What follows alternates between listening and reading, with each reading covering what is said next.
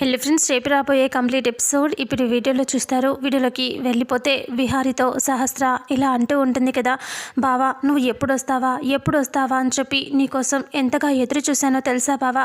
అయితే నువ్వు రావాలని నేను దేవుడికి 1000 సార్లు కోరుకున్నాను, 100 సార్లు అనుకున్నాను మా బావ రావాలి అనేసి. అందుకనే బావా నువ్వు వచ్చావు అని అంటూ సహస్ర చాలా హ్యాపీగా ఫీల్ అవుతూ ఉంటుంది.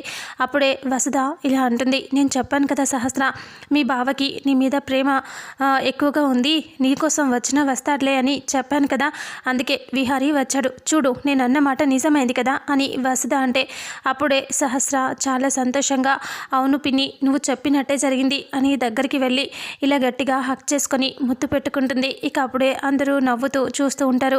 పక్క నుంచి చాటుగా దాక్కొని లక్ష్మి చూస్తూ ఉంటుంది. ఇక అప్పుడే సహస్ర అలా ముద్దు పెట్టుకోవడంతో వసుధ అంటుంది, నన్ను కాదు ముద్దు పెట్టుకోవాల్సింది మీ కాబోయే భర్తని, నీ బావగారిని ముద్దు పెట్టుకో, ఆ ముద్దులన్నీ తనకి కురిపించేసే అని అంటంతో అప్పుడే విహారీ అలా చూస్తూ ఉంటాడు టెన్షన్ పడుతూ. ఇక సహస్ర నవ్వుతూ విహారీ దగ్గరికి పరిగెత్తుకొచ్చేసి, బావా నువ్వు వచ్చినందుకు నాకు ఎంత ఆనందంగా ఉందో నేను చెప్పలేకపోతున్నాను బావా అని ఇలా పట్టుకుంటుంది. ఇక అప్పుడే యమున ఇలా అంటూ ఉంటుంది, అవును విహారీ నువ్వు రావటం మంచిదైంది, ఇప్పుడు దీపాలు కోనేటిలో వదలాలి, ఆ దీపాలు సహస్ర ఒకతే వదిలితే వచ్చే పుణ్యం కంటే మీరిద్దరూ కలిసి ఆ దీపాలు కోనేటిలో వదిలితే చాలా మంచిది, మీ ఇద్దరికి కూడా చాలా మంచి జరుగుతుంది, అందుకనేనేమో ఆ దేవుడు నిన్నిక్కడికి రప్పించేలా చేశాడు అని చెప్పగానే అప్పుడే విహారీ అలా చూస్తూ ఉంటే సహస్ర కూడా చాలా హ్యాపీగా ఫీల్ అవుతుంది.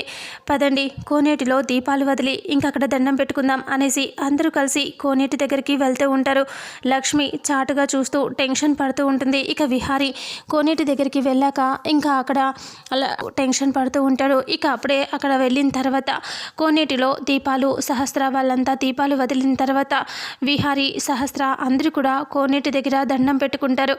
వాళ్ళు అలా దండం పెట్టుకొని ఇంకా అలా చూస్తూ ఉంటారు. పదండి గుడి దగ్గర వెళ్ళి కూర్చుందాం అనేసి అందరూ కూడా అక్కడికి వచ్చేసి గుడి మెట్ల మీద కూర్చుంటారు. రా బావా రా ఇలా కూర్చో అని సహస్ర విహారీకి చెప్తే విహారీ వెళ్ళి అలా కూర్చుంటాడు. ఇక వాళ్ళు అలా కూర్చొని ఉండగానే విహారీ అలా చూస్తూ అటు ఇటు చూస్తూ చాలా టెన్షన్ పడుతూ చాలా కంగారు పడుతూ ఉంటాడు. ఇక అప్పుడే విహారీని లక్ష్మి చాటుగా చూస్తూ ఉంటుంది. ఇక్కడేమో లక్ష్మి వాళ్ళ నాన్న అమ్మ రాజీ ముగ్గురు అలా చూస్తూ ఉంటారు. అదేంటి అల్లుడు గారు ఇంకా రావట్లేదు, మన అమ్మాయి కూడా ఇంకా రావట్లేదు అని అనుకుంటూ ఉంటారు.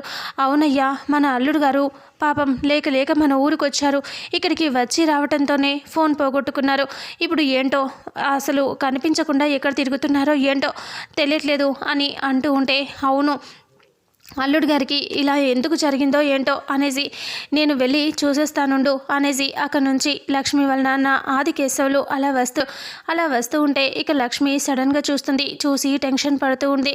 అయ్యో నాన్న వస్తున్నారు, ఏదైతే జరగకూడదు అనుకున్నానో అదే జరిగేలాగా ఉంది, నాకు చాలా భయంగా ఉంది, ఇప్పుడు నేను ఏం చేయాలి అని ఆలోచిస్తూ ఉంటుంది. లక్ష్మి టెన్షన్ పడుతూ అటు ఇటు చూస్తూ ఉంటుంది. ఇక అప్పుడే అక్కడ చూసేసరికి విహారీ అలా అక్కడ కూర్చొని ఉండటంతో లక్ష్మి చూసి విహారీ గారు అని ఇలా సైగ చేస్తుంది.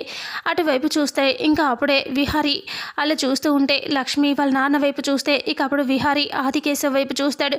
అప్పుడు విహారీ చాలా టెన్షన్ పడుతూ కూర్చుంటాడు. విహారీ కంగారు పడుతూ ఉంటే అప్పుడు అంబిక ఇలా అంటుంది, ఏంటి విహారీ నువ్వేదో టెన్షన్ పడుతున్నట్టున్నావు, ఏదైనా దాస్తున్నావా మా దగ్గర అని అడిగితే అప్పుడు విహారీ లేదు నేనెందుకు టెన్షన్ పడతాను, నేను బాగానే ఉన్నాను కదా అని అంటే అప్పుడు యమున కూడా అంటుంది, అవును విహారీ నిన్ను నేను కూడా గమనించాను, నువ్వు ఎందుకో టెన్షన్ పడుతున్నావు, ఏదైనా విషయం ఉంటే మాతో చెప్పు నాన్న మేం చూసుకుంటాం అని విహారీతో వాళ్ళ అమ్మ అంటుంది. అదేం లేదమ్మా టెన్షన్ ఏమీ లేదు అని అంటూ ఉంటాడు. ఇక అప్పుడే పక్కనే ఉన్న పద్మాక్షి ఇంకా అలాగే సహస్ర అందరూ గమనిస్తూ ఉంటారు.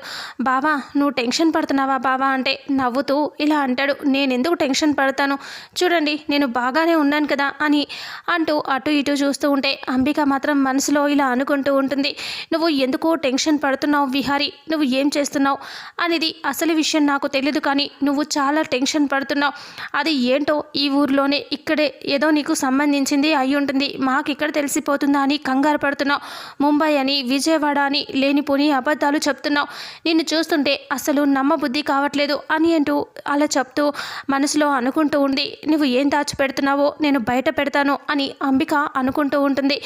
ఆ తర్వాత విహారీ అలా చూస్తూ ఉండగానే విహారీని చూస్తూ ఇంకా సహస్ర బావా ప్రసాదం తీసుకో బావా అంటే విహారి అటు ఇటు చూస్తూ టెన్షన్ పడుతూ ఉంటాడు. తను చెప్పింది వినడు.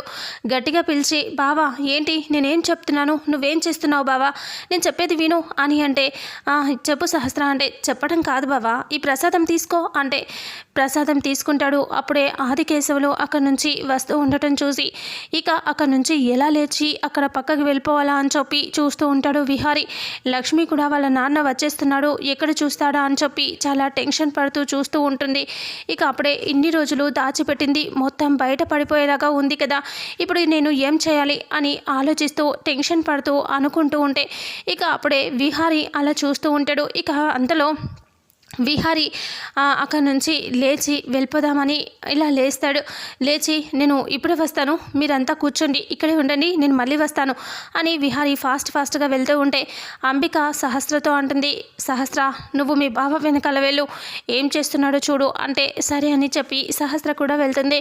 ఇక లక్ష్మి అలా ఫాస్ట్గా విహారి వెళ్తూ ఉంటే అదే ప్లేస్లో గుడిలో పైనుంచి వస్తూ ఉంటుంది విహారి కోసం.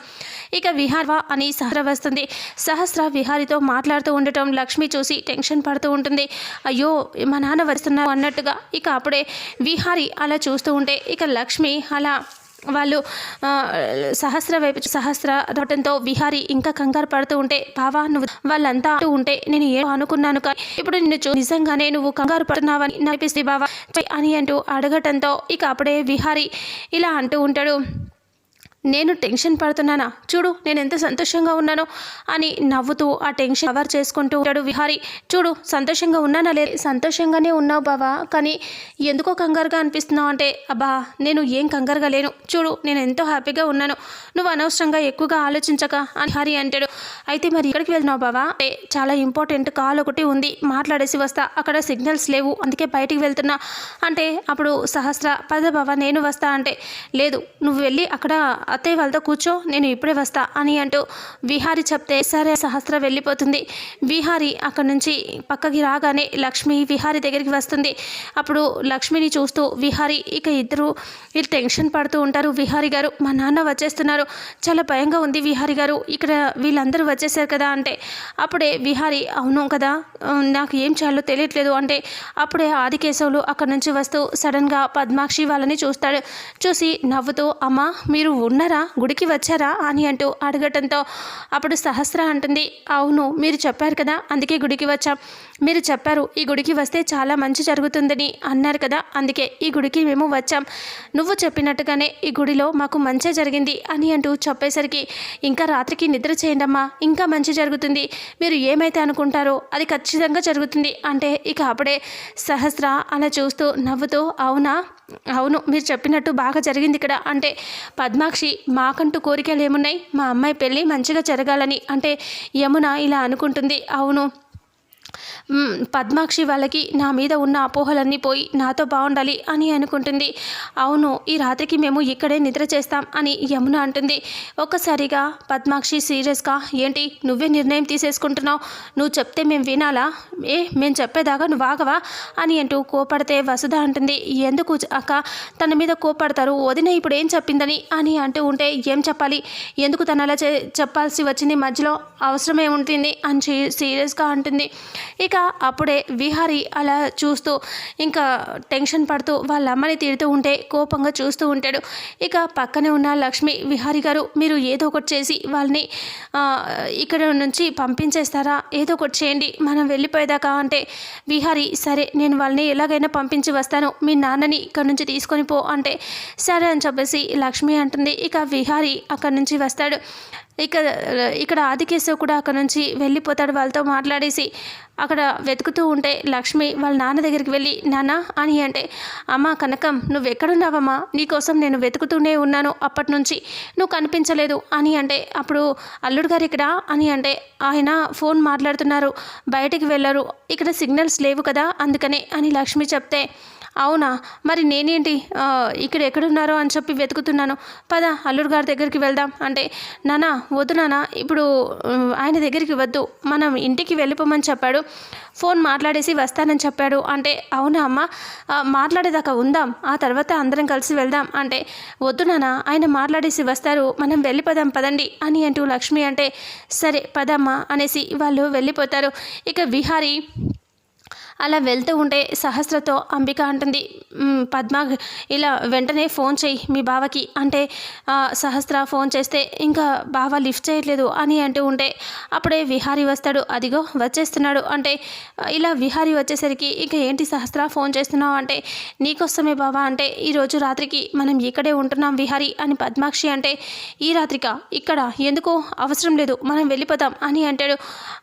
అలా అనేసరికి అదేంటి ఇక్కడ ఉండి పొద్దున్నే వెళ్ళిపోదాం అంటే, విహారీ టెన్షన్ పడుతూ అమ్మో నేను కవర్ చేయాలి అనుకుని నాకు చాలా ముఖ్యమైన అని అంటూ ఉంటే, విహారీ నీకు ఏదైనా పనుందా అని అంబిక అంటే, అవునత్తయ్య అవును అని అంటూ ఉంటే, ఇంకేం పనుంది నీకు అని అంటూ అడిగితే, విజయవాడలో చాలా ముఖ్యమైన మీటింగ్ ఒకటి ఉంది, నేను విజయవాడకి వెళ్ళాలి, ఆ తర్వాత ఇంటికి వస్తాను, మీరు కావాలంటే మీరు వెళ్ళండి అని అంటే, అంబిక అంటుంది, ఏంటి విహారీ ఏదేదో చెప్తున్నావు, అసలు విజయవాడలో మన బ్రాంచే లేదు, నువ్వెందుకు అబద్ధం చెప్తున్నావు అని అంటూ అంబిక అడిగేసరికి విహారీ టెన్షన్గా చూస్తూ ఉంటాడు.